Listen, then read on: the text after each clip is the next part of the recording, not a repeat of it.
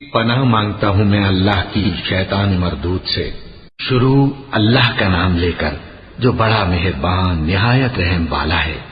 الف لام میم، یہ کتاب یعنی قرآن مجید، اس میں کچھ شک نہیں کہ اللہ کا کلام ہے، پرہیزگاروں کے لیے رہنما ہے، جو غیب پر ایمان لاتے اور آداب کے ساتھ نماز پڑھتے اور جو کچھ ہم نے ان کو عطا فرمایا ہے اس میں سے خرچ کرتے ہیں، اور جو کتاب اے پیغمبر تم پر نازل ہوئی اور جو کتابیں تم سے پہلے پیغمبروں پر نازل ہوئیں سب پر ایمان لاتے اور آخرت کا یقین رکھتے ہیں۔ یہی لوگ اپنے پروردگار کی طرف سے آئی ہوئی ہدایت پر ہیں اور یہی لوگ کامیاب ہیں۔ جو لوگ کافر ہیں انہیں تم نصیحت کرو یا نہ کرو ان کے لیے برابر ہے، وہ ایمان نہیں لانے کے۔ اللہ نے ان کے دلوں اور کانوں پر مہر لگا رکھی ہے اور ان کی آنکھوں پر پردہ پڑا ہوا ہے اور ان کے لیے بڑا عذاب تیار ہے۔ اور بعض لوگ ایسے ہیں جو کہتے ہیں کہ ہم اللہ پر اور روز آخر پر ایمان رکھتے ہیں، حالانکہ وہ ایمان نہیں رکھتے۔ یہ اپنے خیال میں اللہ کو اور مومنوں کو دھوکہ دیتے ہیں، مگر حقیقت میں اپنے سوا کسی کو دھوکہ نہیں دیتے اور اس سے بے خبر ہیں۔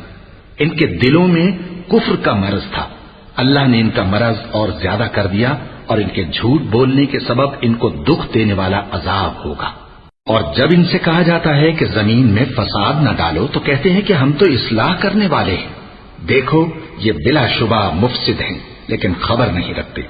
اور جب ان سے کہا جاتا ہے کہ جس طرح اور لوگ ایمان لے آئے تم بھی ایمان لے آؤ تو کہتے ہیں بھلا جس طرح بے وقوف ایمان لے آئے ہیں اسی طرح ہم بھی ایمان لے آئیں۔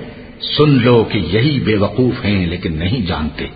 اور یہ لوگ جب مومنوں سے ملتے ہیں تو کہتے ہیں کہ ہم ایمان لے آئے ہیں، اور جب اپنے شیطانوں میں جاتے ہیں تو ان سے کہتے ہیں کہ ہم تمہارے ساتھ ہیں، اور مسلمانوں سے تو ہم ہنسی کیا کرتے ہیں۔